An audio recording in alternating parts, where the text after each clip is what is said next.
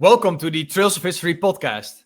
Today's guest is Youri van Miegroet, a really great friend of ours and a ceremonial assistant with the Last Post Association in Ypres, Belgium. Living on the former battlefields of the First World War, Youri plays a part in one of the world's most meaningful acts of remembrance, the daily Last Post ceremony at the Menin Gate.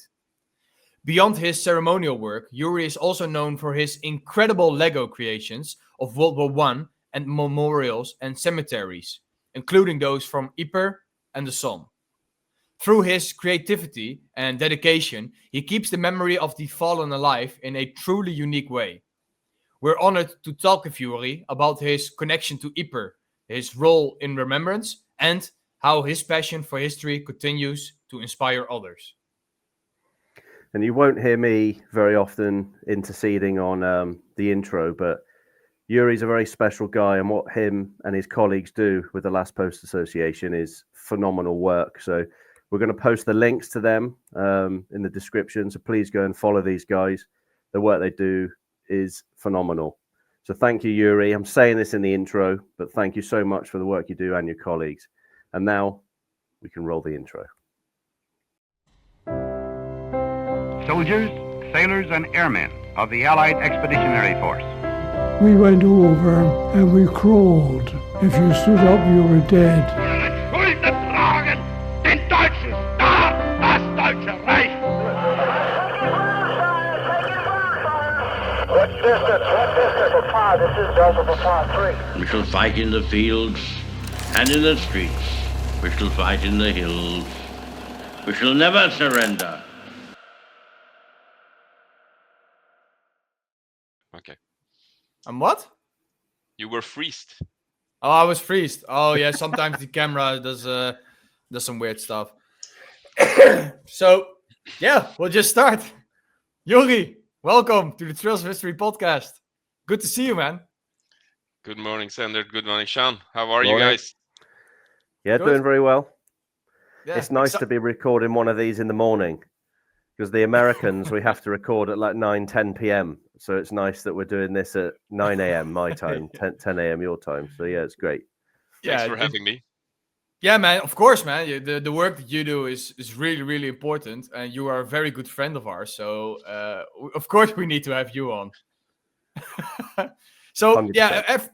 Sorry, Sean? I was Go just ahead. saying 100%, and I've been excited to get Youri on.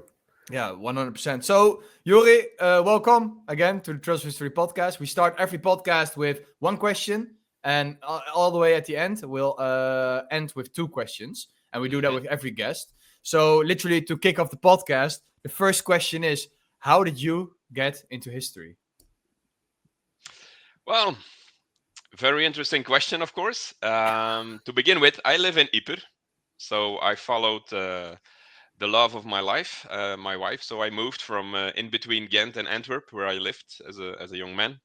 And yeah, build a house in Ypres. And literally, when you start digging to construct your own house, yeah, you find stuff. And so that was a little first trigger, let's call it like that. Of course, when I was studying, I was interested in history and stuff like that. But then it feels more real, you know. You build your house, you feel these grenades, you find these shells, you all these things, big bumps.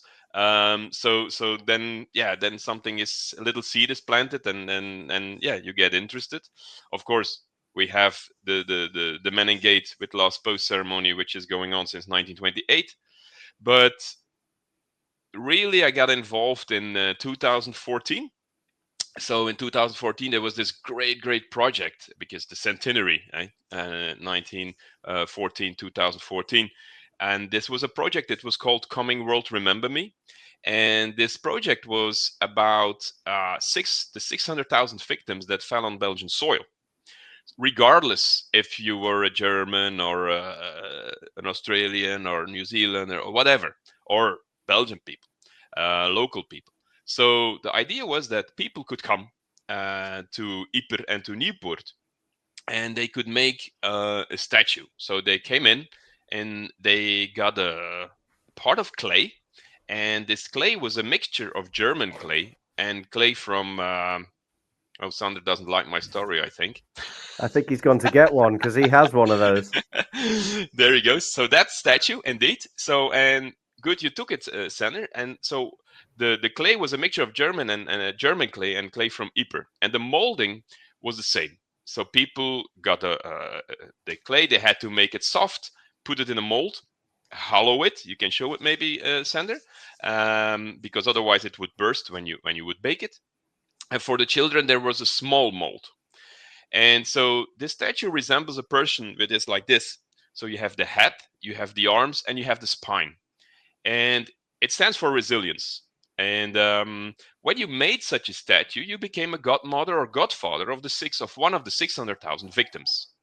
And in 2018, when the project was over, everybody who made one got an email and then got, okay, you are linked to this person or that person. So that was really a great project because it was regardless of which nation you came upon. It was regarding the 600,000 victims that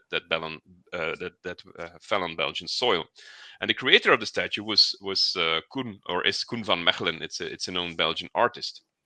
And so that was how it started, as me as a volunteer engaging into this great project. And then the statue was placed on the bluff. So the bluff, you guys know, there's 2 trenches, and in between there's no man's land. So the 600,000 statue was placed there in Zillebeke, in the Palingbeek, and people could come and visit. And then afterwards they kept 200,000, and now still you can visit in Zillebeke. You can still visit 200,000 of these statues. And it's now in the shape of a country or the world map. I'm sorry. So if you look at from the top, you see the world map. And in winter, when it's raining, then it floods a little bit. So water takes over. It's very nice. And in the middle, you have an egg, a big egg, and the egg stands for new life and rebirth. And so So and that project, Commonwealth Remember Me, was about remembering, reflecting, connecting. So I met a lot of people. So that's how it started. So what an incredible project. And the thing with those little statues is they didn't all just sit still, right? They kind of spread. Because there's a few times we've gone into random cemeteries and you're like, it's one of those statues. Yeah. And I remember, don't quote me, Sander, didn't we find one in the Somme? I'm sure there's one in the Somme. So, I think we saw one at Ulster Tower as well. Yeah, I think it's very, very cool how they kind of with Carol, yes.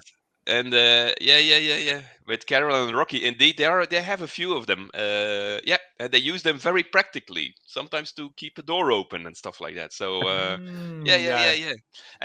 And lately, on our trip to New Zealand, I gave a small one to the War Memorial in Auckland. So they had a big statue. And now I gave a small one, so now it's awesome. So it was really very nice. We had it with us, and we were invited, and they showed us some stuff they had from Ypres, and the big statue was part of it. And I thought, I need to give them the small one. So so it's part of their collection now. So, but indeed, you find them on all different places, and so the idea also is that if you receive such a statue, and you cannot sell it, okay? Unfortunately, sometimes we see it on websites for sale, but this is really not the purpose. So people don't pay for it. If somebody offers it, then just ask that they give it to you, because they did not pay for it either. So it's really, it's no money involved. It's good if it comes from one person to another, but it should not be sold. So I want to, this is very important, because that's always a little bit pain in the heart when they do sell them. And sometimes, if I can, I will talk to the people and tell them, you should not sell it, because it's not made to sell. It's about the story. It's about the victim. It's about the whole project. So please don't sell it. I couldn't agree more. Yeah, and I remember you gifting me this one, and that was such an honor. Like, I was so happy that you gifted me this one. And then a year later, I went with my dad to Ypres, and then Youri gave my dad one, and my dad know the significance of the importance of these statues. And then my dad cried a bit. I almost never see my dad cry, but when Youri gave this one, he was very, very emotional. So that was really, really cool of you. Yeah. So and if you go to the Palingbeek in Zillebeke, there's this little visitor center where you have a big screen about the Battle of the Bluff and all these things, and you will see there's a big box, plastic or glass box, and it has 600,000 dog tags inside. So if you made such a statue, your name was put in such in the dog tag, and together with the name of the victim. So I officially am linked with two persons. So one is a British soldier who is on Tynecut Cemetery, and the other one is a German soldier who was born in Poland. And the name, so my name and their name is in such a dog or on such a dog tag in that box of 600,000. I never knew about that dog tag. I knew about the statues, but the dog tag, the significance of that, because you think in like 100 years, 200 years, when that box gets, if it gets moved or something, and then future generations are looking through these dog tags because we would be history ourselves then, right? Yes. So then every dog tag would tell a story about two people. Yeah. And the thing is that besides that, there's also a setup of an egg, and inside that egg, there's the USB stick of all the people linked to each other. Wow. And the book. So they also brought out a booklet, 2 parts with poems and with some stories inside. And this also inside that. So it's like a time capsule. Yeah. And you can see it. But when you guys come over, we should because it's very nice to walk there. The Palingbeek is my favorite place to walk. I had my first date with my wife there, but you have also Hedgerow Trench Cemetery, which is there, which you guys know what's very important for me about that. So we should really take time and go in the morning. I do a walk of 3 hours. I know you guys like an early morning, Sander? So I do, Sander not so much, but I'll drag him out of bed by his hair. Don't worry. But that's a really nice place, and then I can show you guys these things. Yeah, I've never been. Really cool. No, I've never seen the dog tags. No, because no time. So we need to make time. When you come over, we need to make time for that. Yeah, well, I've been saying to Sandra a lot recently because constantly me flying over, but we're doing trips and tours and work. I guess you could call it work-related stuff. I've been saying to Sandra, like, I just want to come out and hang out. Like, let's rent a motorhome and just drive around Europe doing stuff for ourselves. So that would be cool. We need to arrange something like that for sure. Let's think about it. When you guys come over, that we do this. Yeah. Yeah, well, we're 100%. But that's the thing, right? Like every time we come over, it's like work, edit, video here, video there, half an hour here, hour there, and it's just like flying all the way. And then in the evenings, you have a little bit of a chill time. But then it's dark already, and yada. Yeah, so I want a bit like holiday or vacation time for myself, just to appreciate it with not stressing. We'll do that. And in the future, if we have a tour there, we just book like extra days, and then just after the tour or before the tour, we just hang out. It could work. Have a relaxing time. So for those who are unfamiliar with you, or unfamiliar with your last post, could you explain what the Last Post Association is and the meaning behind the daily ceremony at the Menin Gate? And then give us a quick summary, and then we'll go with the follow-up question, which directs to you, of course. All right. Well, so indeed, I'm my title officially is Ceremonial Assistant for the Last Post Association. And Last Post Association was founded in 1928. So Menin Gate, which was not there before Ypres was destroyed during the First World War, was constructed after the First World War. And it was the first memorial for the missing in action. And on the Menin Gate, we have approximately 54,352 names of boys who never got a final resting place. And those dates are until the 16th of August 1917. And again, it was a first memorial. If you were in wars before then, and you were missing, you were just missing. So they didn't make a headstone or whatever. Maybe in your birthplace they put a little sign on or something like that, but you were missing. So this was very new for that era. And so it was inaugurated the 24th of July, 1927, the Menin Gate.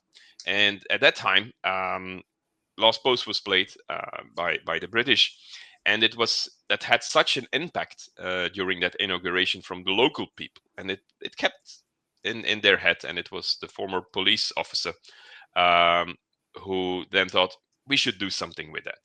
And already, like you guys know, in 28, tourism from the war was already up and running, and so they did this like the first year in the touristic season, let's call it like that, and then in 29 started to do it every day. So from 29 till 1940, when the Germans occupied Belgium, then it stopped. But there was a group in Brookwood, UK, which continued on a weekly basis to do the last post in our honor. So technically we didn't really stop because they continued for us. And then the 6th of September 1944, Ypres was liberated by the Polish. And then from that day, we started again. And until now, we never quit one single day. Amazing. That's amazing. That's insane. Just years upon years upon years. Yeah, when it stopped, sorry, he said obviously they did it in Brookwood. How long was that? Was that just for the duration 4 years. of 4 years? 4 years. Okay. Yeah. Mm-hmm. Yeah. Ypres was liberated the 6th of September 44 in the Second World War. So almost 1 year later, the big part of Holland was liberated. So there's a big. It's strange if you think about it, but it's a big gap. Big gap. Yeah. Mm-hmm. So that's the only way we were stopped, and we since then every day, Christmas, New Year, whatever, we are there. Yeah. So you personally have attended like hundreds and hundreds of last post ceremonies, right? I think that's one of my questions, right? I want to know if Youri knows his number. I have no idea. You have no idea? No, really, no. What do you think? What's the range? You think? I have no, because we are with a small team of volunteers. So the buglers are all volunteers. They are with 8. So they have like a week on, a week off. So they are every time with 4 buglers. But ceremonial assistants, we are with 5. So if somebody is sick or traveling or whatever, then there's quickly a shortage. So then we cover for each other, of course. So that means that sometimes, like, let's say in July, I was at the gate 25 days out of 31. So that's why we cannot tell. If technically we could count it if you would say, okay, a week, if you do like half a year and then times so much, but it doesn't matter the times we do it. Yeah, I think my number's like 6 now. That's already nice. That's already nice. Mine is around 10, 12, something like that. So I remember the first time when the little Sander arrived and when we took care of you. Yeah. Coming up, a monkey with a camera. Hey, sir, can I ask? Can I film this tomorrow for my YouTube channel? That's how we met. Started. Yeah, that's how we started. Yeah, look what happened during the rest of those years. Yeah, pretty insane if you think about it. Like from small to like big and doing a lot of stuff. Yeah, but it triggered you. So that's nice, and that's also what I think it's about. It's of course for the ceremony, and also to try and engage with people and people who are who have it good, and they want to do something and they want to spread the word. I mean, that's important, and that's what we try to do. We try to stimulate and motivate people like you in that time, Sander. We have some other young people also who come by. Boyd is one of them. You guys met him, so he is also one of these guys, and I mean that's what we try to do, and give people a good feeling when they come to the Manning Gate, and help them find their relative, and all these things. So that's so important. I mean, if you travel from the other side of the world, if you travel from New Zealand, Australia, you come here, you are here 2 days, and you want to see your family member on the Manning Gate. This is so important to have this, to share this, and people are so thankful most of the time. So that's really that's why we do it. I mean, yeah. So when you moved to Ypres, obviously you weren't sort of born and raised there. I presume you must have gone to the ceremony yourself a few times. what was the turning point where you thought, I want to be a ceremonial assistant? Was there a particular thing that happened where you thought, I want to do that? Well, the ending of the project Commonwealth Remember Me with the statues. I mean, I was 1 out of 2 weekends. I was in the ramparts assisting people to make these statues. So then, it stopped because the project stopped. Yeah. So but I knew, of course, the last post because I often went there. I have a neighbor who is one of the buglers, and our kids, my daughter and son, went to the local school here, and there were kids in their class whose parents were buglers.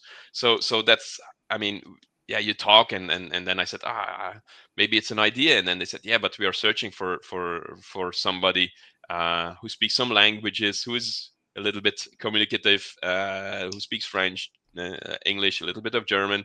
So and then I talked to Benoit Motry, the chairman, and then he said, okay, let's give it a try, and then let's see if you like it, because it could be I would like to do it, but maybe after 2 weeks I would say, come on, man, it's raining, it's cold, it's windy, it's so it could have been, but I mean, I remember one of the first and the first times that I did it, that I did a ceremony, that people just came after the ceremony and say just, hey, thank you. And that was so special, that people just come by and they say thank you, and that touches you. I mean, a simple word, and it's, so this is the energy that we use to continue doing it, because it's not always sunshine when we are there, when we are standing there, unfortunately. 99% it's always nice, and people are always friendly, but sometimes it's different. Man, it is such, Meningate is such a special place, and the ceremony as well. It just, every time I come there, it's always different. There's always something different, and the one time I don't get any emotion, I don't feel any and the other time I just completely overwhelmed by emotion. It's such a weird, special place. Like, and then weird in the sense of that the differences that every time that it is, right? Yeah, and correct. So now I'm also thinking, like, do you remember your first time being at the last post ceremony under the Meningate? Like, your actual first time, not being a ceremony assistant. But... No, I don't, because I mean, when we moved here, and then we built our house, and then I can't recall that. I have some videos where I see that I'm standing way back, like when there's very crowded, and I'm filming like this with I don't know, with a video camera. I don't know which one it was, probably like a big one that I was standing like this, when your arm is hurting at the time, but when you didn't see people with their cell phone filming the ceremony. So it must have been that era. But it always gave me goosebumps, and I mean, it's the atmosphere, like you say, which is there, and it gives something, and like yesterday we had a lot of young kids, and you should hear the sound before we ask people to be silent, and it's like these kids are talking and having a little bit fun and staying a little bit humble, but still they're talking, and then we ask for silence, and then the silence is there. Yeah. You guys know it. Yeah. And this is such a magical thing. And then after the ceremony, also when the buglers walked away, and they're standing there, and then we say thank you to the people, and then you hear that noise coming. This is magical. Yeah, and that's the thing. I mean, they do call to attention, last post, réveil at the end. So it is what it's about. It's about, first we think about those who passed away, and we end with life that's getting back. So so the circle is close, it's round. So that's very nice. And if you see and hear those kids there, I mean, from 7 till the old kids, we all stay kids. This is so, and they also feel that, and okay, sometimes there's a few who don't, but regardless of those, this is profound, and you cannot force people to that. Sometimes I ask some visitors if you don't feel like they are there with their fully will because school tells them to, and then I try to talk to them and explain about the ceremony and what's it about, because sometimes the boys and girls don't know. And then I also ask, okay, if you don't are into it, no problem, but then go a little bit outside, go to your buses and stay there, but let the people who are under the Manning Gate be humble and let them have this feeling of serenity. So so that's Yeah, what I we think always ask people. I think sometimes young children don't really fathom the names and the sacrifices that were made for for their freedom, right? Because they're still young. Some kids are not interested. Some kids do know it, do get the feeling. Is it hard for you to sometimes regulate that a little bit as a ceremonial assistant? Well, I must say the youngsters, they do. It's more like teenage, and maybe it has to do with puberty or something like that. They don't mind and they don't think about it, and I mean, it's okay. It's okay. I mean, but don't disturb it. So that's the only message I want to give, and don't disturb the ceremony for other people, and that's all. I mean, I try to engage and explain why we ask for some minutes of silence. That's also why we stop traffic during the ceremony. So you have a lot of ceremonies with this on private property, like the ceremony in Canberra, with the daily ceremony in Canberra, which is at the War Memorial. There's no traffic. We literally stop traffic. 7:30 at the latest. We stop traffic. Yeah. So the fact that we stop traffic to calm and to feel and that's also a very special thing to do. To stop this daily flow and think, no, we stop traffic and let's think about those boys on the wall. You literally stop life for a few minutes in remembrance for the boys. Yeah. And then what you say as well, after that's done, you hear and you feel life coming back up, right? Yeah. That is really cool. Yeah. I've never thought of it that way, you know. No, I mean, stopping life and then bringing it back. I've never thought of it that way. But I always, you know, like I say, I think it's 6 times. It might even be more now. I think about it because there was on one trip. I think we did like 4 nights in a row while we're every in the night. area. Every night. So always made sure we're there. But yeah, it's strange how you know every day is different. So yeah, interesting. But let's move on to another question. Okay, this is one I'm interested in. So you must get a lot of visitors and guests, I guess you could call them. Who's the most memorable for you? Who have you met that stays at the forefront of your mind? Can I say Because there's something? a lot of royalty as well, right? From all over. You know, British, I guess, kings, queens, princes, princesses. You know, there must be so many to think of. But yeah. Can I say something before you answer? Maybe you know already what I'm going to say. No. Because those people, royalties who come, they think that they are the VIPs. But what you always say, they are not the VIPs. The VIPs are up on the walls. Yeah, indeed. Yeah, but it depends on the VIPs. Let's call it like that. I mean, recently I had the honor of meeting Princess Anne. Which was very special with the inauguration of the restored Manning Gate. She was very kind, very friendly.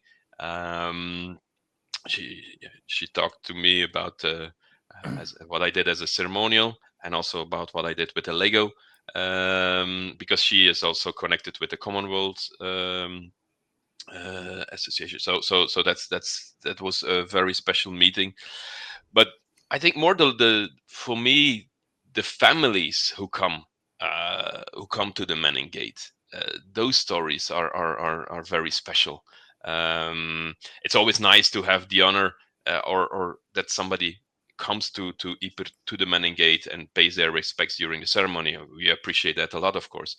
But I remember once there was this guard, royal guard, who was injured during war in Afghanistan, and he was a guard of Queen Elizabeth, and we gave him the honor of doing the exhortation during the ceremony, and this guy was so moved about it and bring the exhortation. And afterwards he said, this is the biggest honor I could ever had in my military career. And then I think, oh, really? I mean, you were the guard of the Queen. So it's so those stories are the ones that stick. Wow. And yeah, and those are very special for me. Again, it's nice if we have like the Prime Minister of New Zealand who came, who was very enthusiastic and who talked to us all and very friendly. And so yeah, but those stories, those individual stories about people with a story, Mhm. family members with a story, those are the most special ones. Yeah, Yeah, and that's incredible. that sort of make me think as well on the Ian and Karen, their story, right? So they went a lot of times to the Ypres ceremonial, the last post ceremonial, and then all of a sudden they meet me in the Somme, and I hear their story, and I introduce that story sort of to you, and you all of a sudden were like, they need to lay a wreath. They Yeah. need to lay a wreath, and then they were so honored. They would go back home, show the video to everybody. Look what we did. We laid a wreath at the Men and Gate ceremony. Mhm. Like that's just Yeah. for them. It's like so special, and of course it is special, right? It is a big honor to do that in remembrance for the people, and it's just nice to see that such a place has such big significance still with Yeah. people today, even And- after 100 years. And you have to think that like Ian and Karen, they come quite often to the salient, but a lot of people just come once Mhm. because it's very expensive if you travel from New Zealand or the other side of the world and you come to the Men and Gate. So this is a once in a lifetime opportunity that you are there. And then I mean, it's a shout out to everybody who will visit us at Last Post. If you have a story, come to us and we will try and guide you and show you where your relative is on the Men and Gate and try to give you the best support that you might need. So don't be Mhm. shy, just ask and we will help you out. And that's Yeah. important because again, you travel from the other side of the world. I mean, yeah. Mhm. And even for people who close by, the same story. I mean, it doesn't mean because you come from the other side that we will treat you different than No, somebody no, who comes from Holland, for example. But Yeah. no. So no, just to be clear. And Yeah, it's- regardless, so Yeah. yeah, Yeah, it's everybody's- amazing work with what you do at the Last Post with the Last Post Association, but also you are a volunteer for the Commonwealth Visitor Center, Yes, right? Yeah, could you Yes. maybe talk a little bit about that? Like that's literally next to the Men and Gate. That's Is there literally anything next- Youri doesn't do at this point? What a legend. Yeah. So Commonwealth War Graves Commission has a visitor center in Ypres, and it was on a little bit further in the street. And now I think it's 2 years now. They are really opposite of the Men and Gate, and it's a nice place because you have where all information is. We have a little shop. And then also they serve, of course, English tea and coffee and nice pastries and stuff like that. So it's really, yeah, it's a place to visit where people can have some tea, relax, but also again search for their ancestors. We have a big database, of course, where we can help people with. So yeah, it's very nice also to do that and help people who come, and then also tell them about the Last Post, because that's one of the biggest questions when they come and visit the visitor center. Questions: when the ceremony takes place, can we buy a wreath, where is my relative? So all these things, and sometimes people, they say, yeah, we have a relative but we don't know where he is, and then we have the database there, and then we can start searching for them, and then yeah, sometimes you have these stories that you don't think about, that people knew a family member, but then yeah, it's not the real name, and then they served as another person, and so yeah, so that's very nice. And I must admit, I do that less than the Last Post. So the Last Post is really week a week, but being a volunteer for the CWGC, that's really something when it suits me in my private planning. So that's a little bit less that I do that than the ceremony. But it's a perfect, it comes together. It's nice. It's nice to I do. think of it as like the Holy Trinity there. So you've got the Menin Gate, you've got the Commonwealth War Graves place, but then on the other side you've got the pub. So that's like the nice trio, I think, as an Englishman. Yes. For anyone listening, you go there, you'll see what we mean. The Menin Gate and the Commonwealth Association is there, but on the other corner is a pub. Two. So, There are two. The two pubs. yeah. You have the Ypres and you have the Uil. So depending on what kind of beer you like. The Englishman came out of me then because I just thought, and the pub opposite. I think the boys would have liked it as well back then. Also I think so. Very important also. Yeah. With obviously the last post association, the Commonwealth, that's a lot of time. How supportive are your family with that? Because obviously it's a big time commitment. Do you have the wife behind you shaking her fist, or is how supportive are the family for the time you sacrifice? I guess is the way to say. It is part of our lives, and it's part of our planning and our daily routine and preparing lunch and dinner, and you're on duty tonight, and it might take a little bit longer because Sander is here and we are having a beer after the ceremony. So all of those things. Luckily, my kids are grown ups now, so our daughter Jade, she lives in Bruges, and our son Aaron, well, he's came back to Ypres, so he lives in Ypres again. So that's so we don't have small children anymore. So that means that you are much more flexible than if you would have small children. So this is less dedicated. And with my wife, it's a planning about when will we eat, and and she enjoys also the peace at home when I'm not there. So of course, but it has an impact. And also when you invite people or when you go somewhere and you're on duty, then I have to go because I'm on duty, or when can we plan? And also professional. This is also something that the company which I work for, they take into account. When they engaged me, they knew that I did this, and so so this is also important for me. When I'm on duty, I will not travel if not necessary. So and then when I'm not on duty, then I can plan my travels. So when I come to Holland or whatever, then I can do that. But that's in the week when I'm not on duty. So it's also well respected from my company, and especially because in our company we have a lot of people who live. We have an office in Ukraine, so that connection of what I do here every evening, knowing I have colleagues in Ukraine who suffer from the war, makes me think every day on them, and I have daily contact with people from Ukraine. So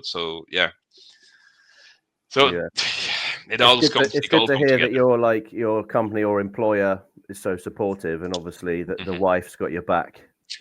It's important because otherwise you can't do this. Yeah. If this is not the case, then because it's so demanding. I leave here because I don't live so far from the Menin Gate. 20 before, a quarter before 7. In the winter, you could say, okay, is it necessary to be there that early? But it's also, it's coming home when you're standing under the Menin Gate, and then it's until 20 past 8, 8:30 that I'm back home. So it's quite a lot of time. Yeah, it's a lot of time, and it's all volunteer work, all volunteer, and that's what I respect so much about you. It's just so, it's amazing the effort that you put in remembrance for the guys who fought during the First World War. They gave their lives for us, so they gave the ultimate sacrifice for us. So that's a little thing that we can do to honor them, and we have still a long way to go. If we would have played for every boy on the Menin Gate one ceremony, I won't be there if we will have done it for all of them. So so we have. Do you know the number? How many ceremonies are there? Have been done? 33,800 and something, I think. Wow, crazy, isn't it? Yeah. When you actually think of it, you just think, wow.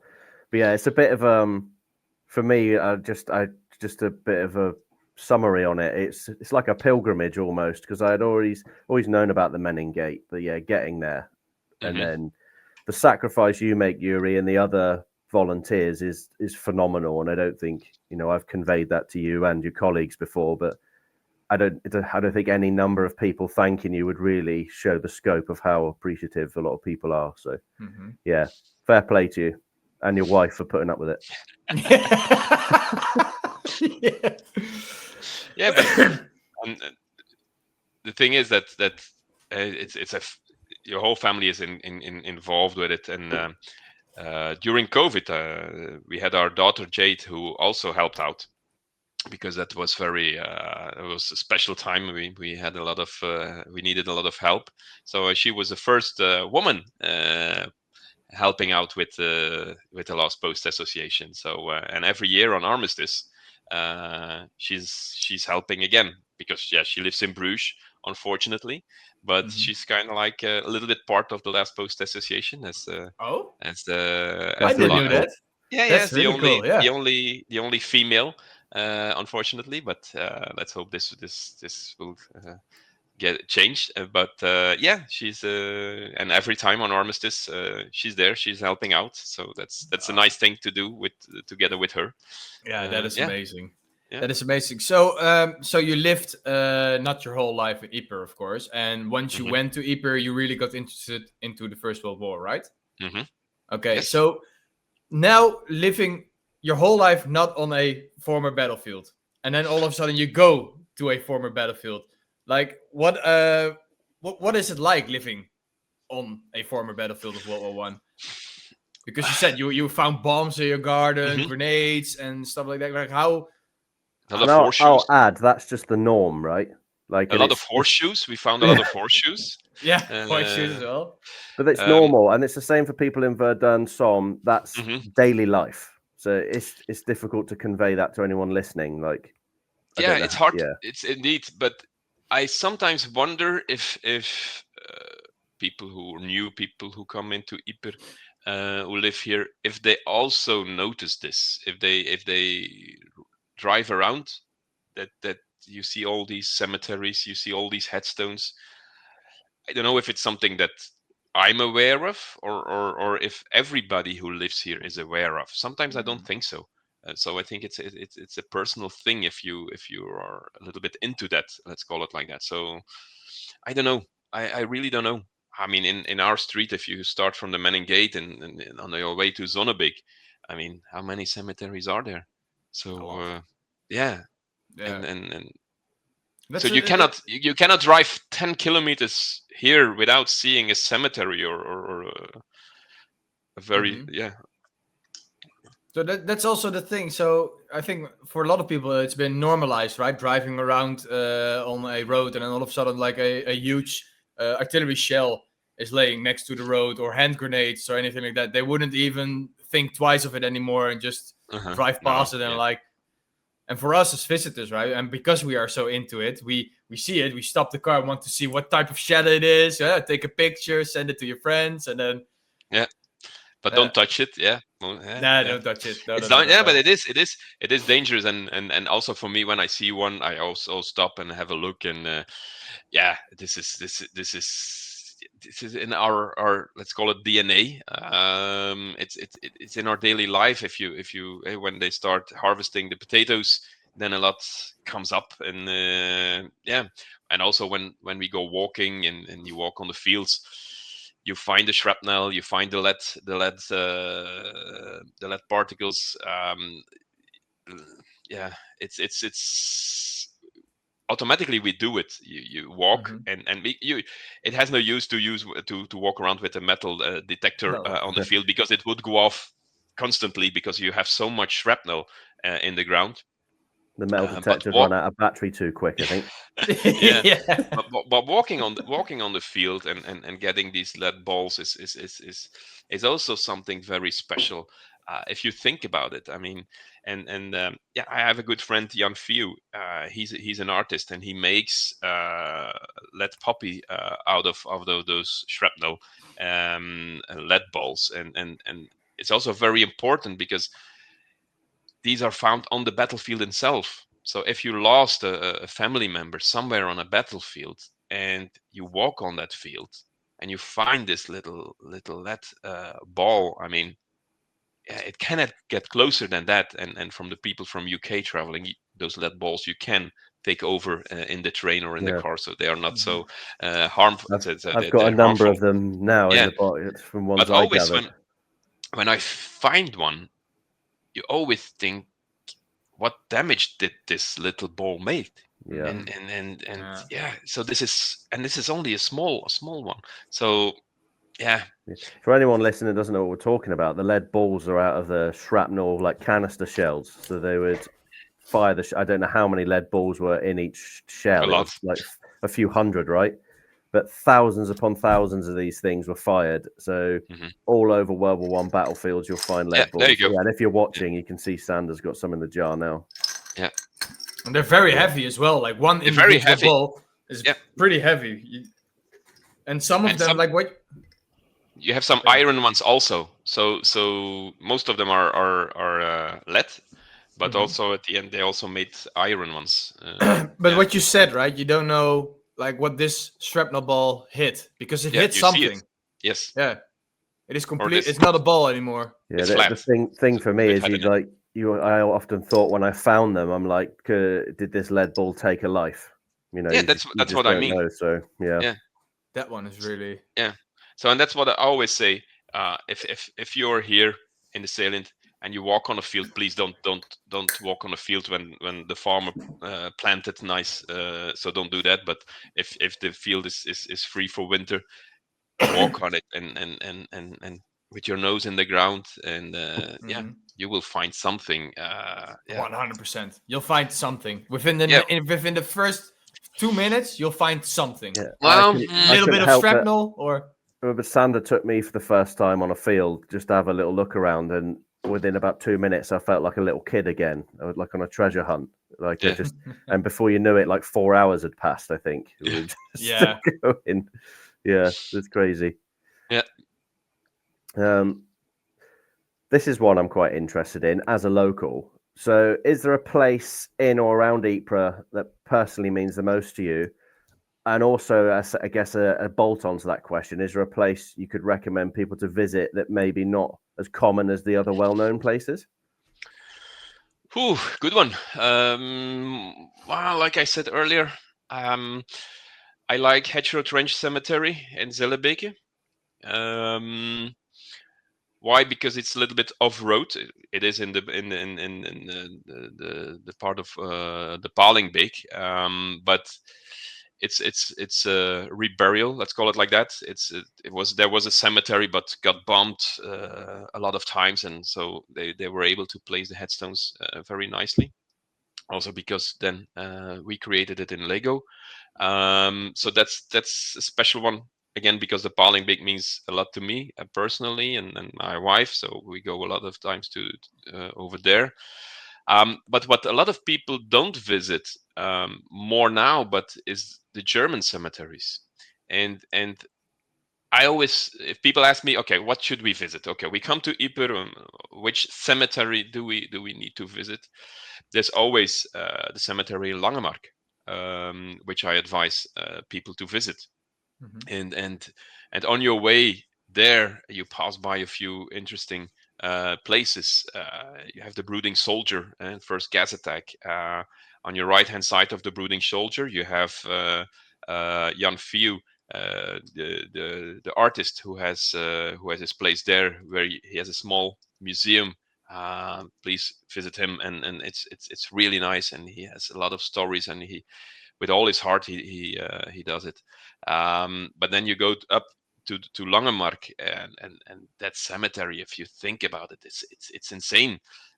There's this mass grave. How do you call Mass it? grave. Mass grave. Yeah, sorry, mass grave of what is it? 24,000 boys.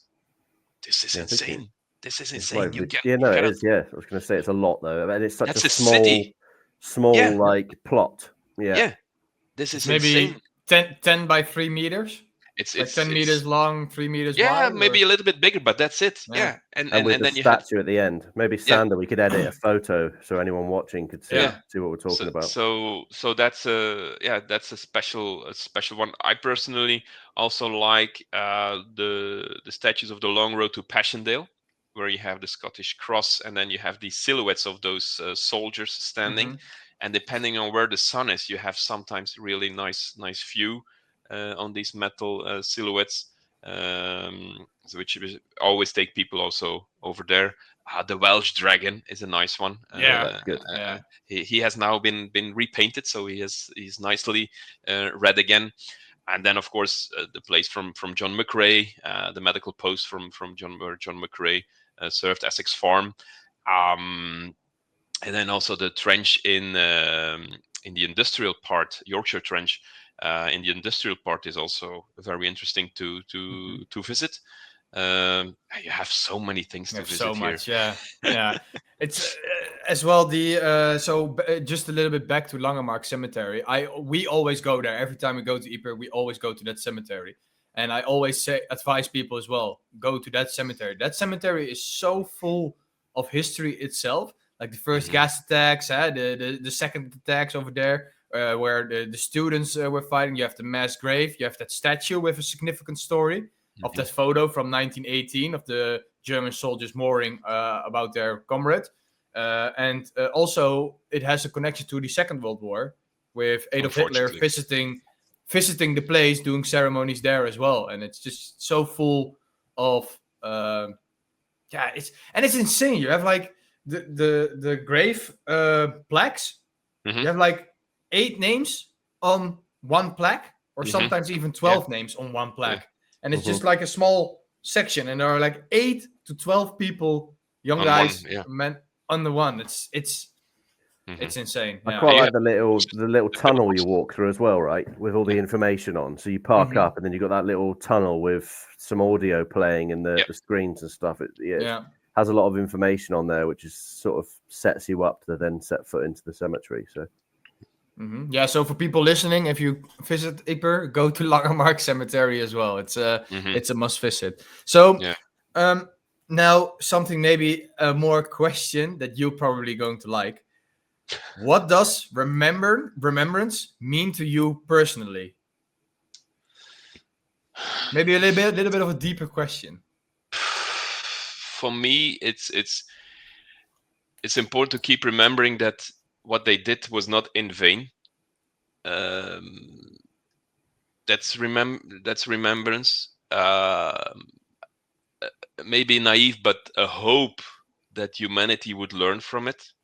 But if you see what humanity does as we speak, it's crazy. So humanity doesn't learn from it. And don't give up on that. Don't give up on that, because if we give up on hoping that someday it will be over, maybe it's naive from my part, because it's all about money and war, and that was also in 1914 the same story. But keeping remembering. I mean, it's always the poor boys. It was not the higher in rank; they were further away. Of course, there were a few who died, but it's the normal guy who passed, who gave his life, and so that that it was not in vain. That it's not in vain that these boys died. And again, we talked about the German cemetery, and if you read books about French soldiers, German soldiers, whatever, they all have the same story. They were all thinking that the other ones had better clothing, that they had better food, that they had better drinks, that they all thought the same thing, and they had to kill each other. Why? So that. I think remembrance for me as well, like exactly what you said, Youri, but I try and use it as a positive personal experience. For me and some of my friends, it's remembrance is when we might see each other, and not seen them for a whole year, but we all gather for remembrance. And it's about paying our respects. But then it's also about the laughs afterwards, because in the UK, all the pubs fill after the ceremony. Everyone's, it's lunchtime. You have a few pints. You catch up with friends you've maybe not seen for a long time. Yeah. And that's the beauty of it, right? So you remember what happened and the sorrow and the sadness. But then in the current time, we then celebrate with our mates, you know. And I know I can categorically, hand on heart, say that all those lads that died would have loved that. That's what I just was about to say. See us I mean, in you're the a pub military, now, having a pint. Yeah. So yeah, for me, I try not to see it as a downer. I look forward to it. You know, it's a positive day. I know. You need to. For me. Yeah. So yeah, interesting. Yeah. Beautifully said. Yeah, really good. So Youri as well. Do you think more young people are showing now interest in World War I history? Maybe also with the help of the Last Post Association at the Meningate. But do you have a feeling that more young people are getting into the First World War? Because the Second World War sort of overshadows the First World War a bit on the whole world. Well, I think it depends. I mean, it's you draw a line.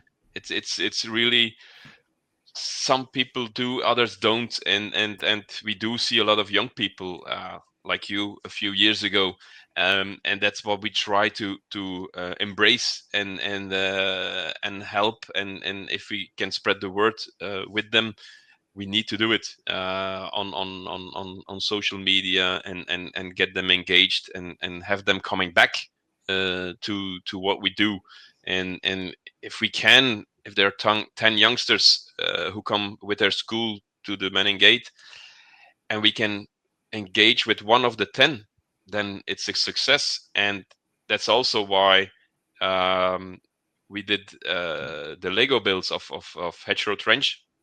The first big Lego build we did was to get this feeling and connection between more young people and what happened here in Ypres to get this engagement. So and that worked very fine, I think. Yeah, it's interesting. So you've just mentioned it there as well, but obviously with your work with the Last Post Association and the Commonwealth, Lego. Talk to us about the Lego creations. Where did the idea of that come from, and what kind of got you into it? I presume you must have loved Lego prior to doing stuff like that, but some of your creations are phenomenal, and you can for people listening, you can go and see these on. I know there was some posted on the Last Post Association's social media. Any links and stuff like that we'll put in. But yeah, talk to us about the Lego and where that came from. Well, when I was little, of course, I liked to play with Lego, and then at a certain time, you're young and you don't have interest anymore because it's for kids. And then at a certain time in your life, you want to buy it, but you don't have the money. So, and then I got into Lego with Star Wars because I went with my son Aaron. We went to the movies of Star Wars, and then I saw some sets and start in that. And then there was Lego Masters that started, and there was this young fellow from Ypres, Corneel Clarice, who participated. And so Corneel participated, and I think he got into the final. And I don't know how it came, but he started building the cloth hall for the city of Ypres in Lego, and I supported him. Like, I went to see when he was building, and we got into we started talking, and we got this click. And then at a certain time we said, we should do something together. And so, okay, what will we build? There's so many things to build, but the Meningate was already built, so we didn't have to build the Meningate. So then we thought, of course, Tynecourt Cemetery. Okay, Tynecourt Cemetery. Wow, that's a challenge. And then we said, okay, but let's see, let's start with the headstone.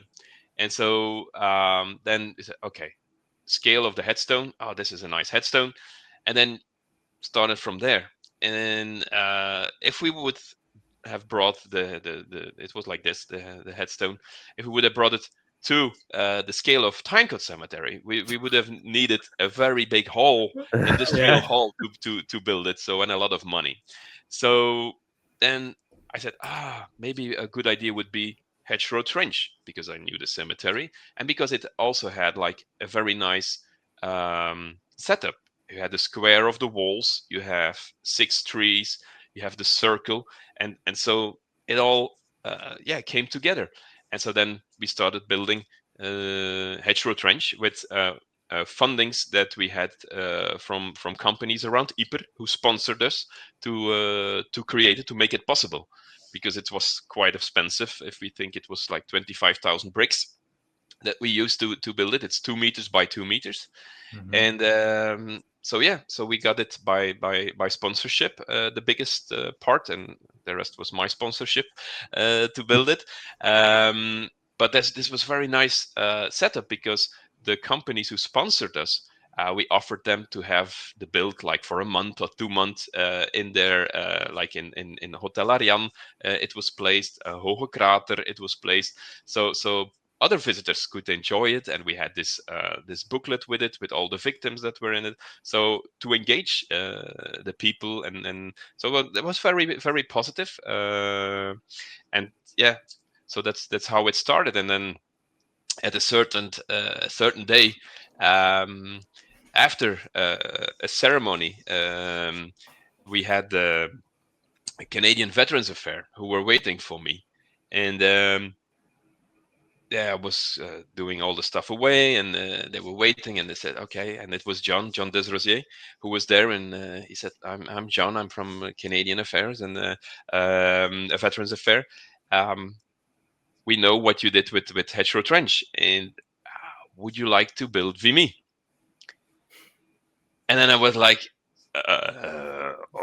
okay, of course, but I need to ask Corneel if because we do this voluntary, and Corneel does it also semi-professional. So if you want, Sean, you want something to be built, you can ask Corneel, and so that's his business. That's how he does it. So I told John, and I told him, I said, look, I have to ask Corneel if he wants to do this as voluntary. For our time. And so we started that, and that's a great build, which you can see in the visitor center in Vimy, which is there. It's centerpiece, I think I can say, and we are very, very proud of it. So that's two builds we did together, Corneel and myself. And then I also built the New Zealand Memorial from Polygon Wood, and which you can visit at Johans in the Dreven. He has a small museum on his top floor, which you can visit there. And then the Ulster Tower. I did the Ulster Tower for Carol and the team, which is near Thiepval, or in Thiepval, but then you have the Ulster Tower, and a little bit further you have Thiepval. So and then I did the restoration of the Manning Gate, because the Manning Gate in Lego was at the opposite office of the common CWGC, and so they had to take it down in different parts, and then I put it back together. And while the restoration of the real Manning Gate took place, I did the restoration of the Lego Manning Gate. Yes. And then so we have still one part to do, which is I will put a green roof on top of it. We will do that the 13th of December. I will build live the green roof in the visitor center. So and then some nice projects to come. We will, or I will do something around Anzac. Nice. Yes. Nice. Yeah. Wasn't there a run of small Manning Gate boxes that people could buy? Well, no, from Vimy, and indeed there's a small set. Yes, so from Vimy there's a small set which you can buy in the visitor center in Vimy. And again, I don't earn any money for it. The money goes to the visitor center, to the volunteers over there. It's 106 pieces which you can buy. And for the Manning Gate, I built the Manning Gate in a small version, and I mean, I need to say it. I mean, it's not because I built it, but it's spot on. It's really, really, it's the smaller you get in Lego, the harder it is to get details. But this little Manning Gate is so good, and I hope, and we're working on it. I hope that we will get a set, that we will be able to generate a set out of it, because it's too nice not to do it. It's really, it's really a nice set. And I from the Ulster Tower, I also created a smaller version. Let's see what this will bring. Mm. Because that's when you build a big one, then almost immediately people say, okay, and can you make a smaller version? But the smaller you go, I think it'd be the great harder for it is. all of these places to have little sets, though, because that would help generate money for each area. But then boiling back to what we were saying earlier, it's interest for kids then, right? If you get a kid come into the visitor center and there's a little box of Lego with the Men in Gate or Vimy, fantastic. So I really hope that takes off. And me too. I need to buy a set myself. We need to buy one. And so the Vimy Foundation, they brought in Canada. They brought out the small set that we did together with Les Amis de Vimy in France, and they launched the sale, and 2 hours later it was completely sold out. Amazing. Really? Yeah, incredible. So that went very fast because people who come over can buy it in the visitor center in Vimy, but to transport it over to Canada it would cost too much. So there goes my camera again. So they asked how can we do it, and so I gave them the information to buy the bricks, but they use the packaging, and they use the manuals that I created, and my name is on it, that I created it. Again, I don't earn any money. It's some technical difficulties over here. For anyone listening or watching, Sander's camera's got a mind of its own. Yeah. This isn't the first time, Youri. He just refuses to fix it. It's running away. It's running away. That's important to take note that no money's taken from that personally. It's all put back into the relevant association. So and really cool. And again, to connect people, and that's what it's about, to connect people, to connect the younger generation. And if you look to a Lego build, so if you come to Ypres and you go to the visitor center, you will see the Men in Gate there, and go through your knees, literally, and look through your knees, look to the Men in Gate. It will be a completely different feeling. If you go to Vimy, go through your knees and look from that perspective, because that's the perspective that children are standing. Oh yeah. Interesting. And it will be completely different. So so if you look to a big build, go through your knees and look at that point of view. I've never thought of that. That's really cool. You're gonna see me now walking around on my knees everywhere I go next time. What's he doing? Youri told me to do this, so I'm doing it. Yeah. So, what message do you hope people take away from when they see your Legos?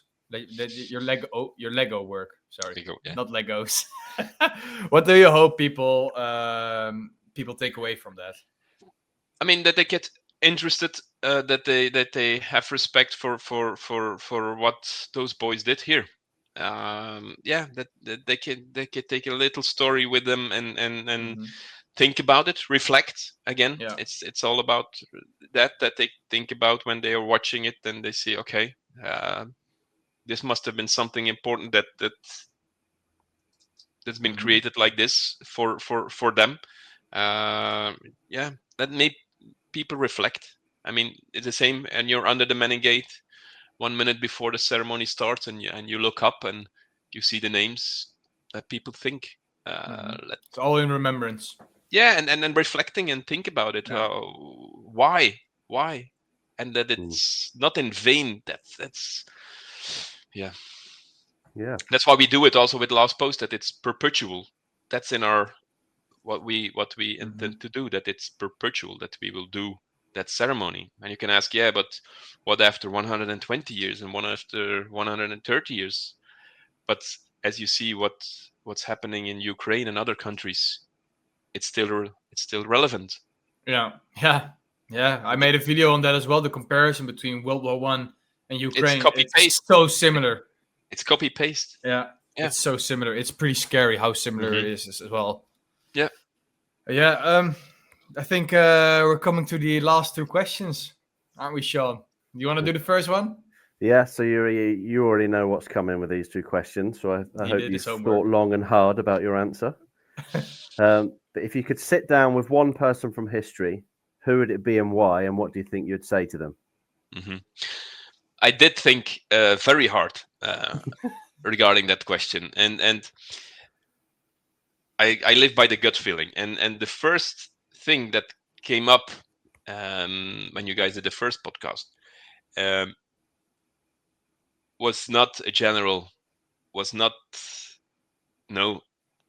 I would like to sit and talk to one of the boys who are on the Manning Gate and who traveled for months to give their lives, and I would like to ask them, I mean, why?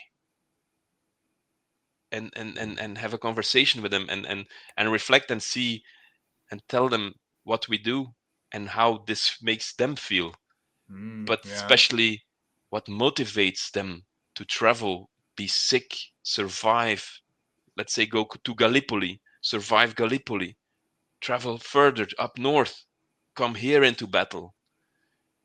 Yeah, I would like to have a talk with them. Yeah. Wow, beautiful That's answer. an incredible, really good answer. That's probably the best answer I've heard so far. Yeah. Oh man, I'll just imagine what a guy on the wall would say about what you're doing, like about you, like. And remember, a lot of not all of them, of course, but a lot of those names they're young dudes, 17, 18, so they haven't even lived a life, so to have that conversation about their early years into going on fathers who left. I mean, that's when you put it into a perspective like that, it obviously it gets the brain turning a little bit, and it's difficult to kind of comprehend it. Yeah. I don't know. Top answer. Yeah, really. I don't know if I want to ask the next question, to be fair. Yeah, that's your turn. Now it's my turn. Yeah. Okay, now that was a beautiful answer. It almost doesn't want me to ask the last question, but we'll still do it. If you could observe one historic event in history, what would it be? Also, that one I was thinking about, and yeah, I mean, in history, there's a lot of special moments, but if we think what I do here and in that reflection, I was thinking that, okay, you have the first battle, you have the second battle, third battle, fourth battle, but really, maybe first Christmas truce. Be there, watch from a small distance. How does these first contacts came? How were they able to stop the shooting? It must have been very, very special at that time. So yeah, and we're getting closer to Christmas. Christmas truce. Yeah, that would be a powerful one. Yeah. Damn it, Youri. Two good answers. But yeah, can you imagine just being a bird hovering above that Christmas truce when they first get out the trenches, those first words exchanged, probably a mixture of muddled English and just trying to get by with semi-sign language and pointing. Giving a smoke. And and then knowing that there are some lieutenants who are saying you cannot do this, it's the enemy, and all these things, that we will shoot you because you talk to the enemy, and people having the guts of going into no man's land, and then the insanity of the day later shooting back again at each other, knowing that they had a beer and they had a smoke and they gave presents, and it's literally humans being humans. The moment they meet each other and having fun together, and the moment they fight each other again, it's humans being humans. I don't know if I can describe it better. It's crazy. Really cool answer though. The Christmas truce. When you think of it deeply, it's really, that was one of the most powerful moments in history. If you really think about it, the enemy under Christmas, sharing cigarettes with each other, chocolate, and oh man, okay, a little bit more lighthearted now. I know we normally do 2 questions at the end, but we also ask always what's coming up next for you. But normally with YouTubers, it's different. But what's coming up next with you for your Lego builds? Yeah, so it will be around Anzac. So yeah, in We have to in a guess. city near Ypres, there will be some exciting things. I will build live at the museum for 2 days, and then so that's what's coming up Lego wise, and I'm also building something which I didn't build yet digitally. So yeah. Okay. And do you know Now the dates already of the live build? it will be the 25th is Anzac, so -7, so that's the 17, 18, yeah, 18th, yeah. Okay. 18. 18th, and then where? Where did you say it was? Around Ypres. Around Ypres. Okay, you cannot Yes. say it yet. No. It needs to be. Okay. Maybe people were watching and they wanted to see it live. Yeah. They Okay. will. And we have a friend who will probably be there also. So Rob will probably be there. Oh yeah, nice. yeah. He told us. Yeah. Yeah, so That's that will very be great. So you guys are welcome, of course, also. But it's Yeah, quite a drive. It's quite a drive from you live, Sander, and a little Yeah. bit further from you, Sean. But Well, maybe but Rob will probably be there. So that's Mhm. looking forward to that. Yeah, Yeah, nice. that is awesome. But it I- will stay there in the museum, so you can watch it when you come back, and so Mm. yeah, it will stay there. Yeah, cool. And of course, every day the ceremony. Yeah, of course. If people listening are ever in the area of Ypres, go to Ypres for the ceremony. You Yeah. will not regret it. 100%. And the 13th of December, I will do the green roof of the Manning Gate. So yeah. In the visitor center. And the visit also live. Yeah, so we'll Yeah. also build it live. Okay. Yeah, that's nice. cool. Sean, anything you want to add? I've got one that's been in my head, and it's really odd. And you could really think, why is that in his head? But when you talked about building your house, is there some sort of building regulations when it comes to finding explosives in the garden? Well, and I'm thinking of this because I've worked in a bit of construction and stuff, and I was thinking, how does that work when you're Well, building houses on a former battlefield? how Obviously, it a goes. summary. I imagine you could probably talk for ages about it. Ah, and no. no one needs to know the building regulations, but I was just interested. Well, building regulations in Ypres are very strict, but that's another story. But if how it goes here, like we said in the beginning, we are used to it. So what happens? And it was quite a big one. I mean, I don't want to brag like a fisherman who says I caught this fish. Look at the size of my bomb. Yeah, but look at the size of my bum. So it was quite a big one, intact. And so while digging, they take it out, they put it aside, and that's it. And then we have to call the police, and then the police calls the military, who comes and picks it up. So it can lay there for 3 weeks, for 1 day. It depends.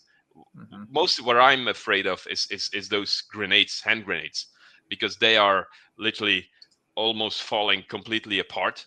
And if you pick them up, it's like parts falling down, and that's a little bit scared.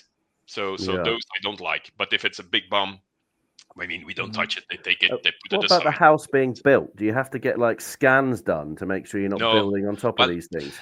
I mean, we built in 1998. So now, if you build a big construction, what they do is they make like a sleeve, and then they see if something's there. But that's more archaeological wise, because when we build our house here, we found a lot of Middle Age pottery, because Ypres was in the Middle Ages was a very big city, of course, regarding cloth. So we found a lot of parts from pottery when we build our house, and there are these old maps which you can lay over the current maps. And when we see where we live here, there were a little settlement outside of the fortress, let's call it like that, of Ypres. So yeah, so that was, and we kept a few on the attic, but you find some parts and more parts and more parts, but yeah, at the end we went to the University of Ghent. My wife went to the University of Ghent to ask them if it was a value or if it was special or whatever. and it was 13th, 14th century, which was like, oh yeah, wow, Oh, that's old. cool. And then they said, but yeah, if it was been from 1,000 years earlier, then it might have been, but they didn't, because again, there was a lot of them. So Yeah. but regarding Oh, bombs interesting. and shrapnel, the hand grenades is always a little bit scary. That's my thought. The big ones, I mean, the fact that they are still intact means that they didn't explode. So you also have to be aware of that.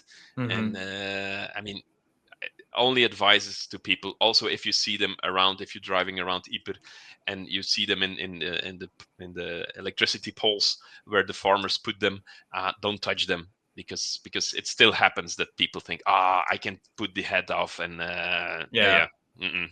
No, don't do Don't it. try this at risk. If you think you can put that head off, it probably blow your head off. So don't do it. It still unfortunately it still happens. So I think people after First World War, around 300 people died around Ypres or around Ypres. Even not far from here, there was a young guy working in his garage, and he exploded. He was trying to, yeah. Don't do it. Don't touch the bombs. No. Don't juggle with the bombs. Yeah, don't juggle with the do it. grenades. Yeah. All right. That's it. That was fun.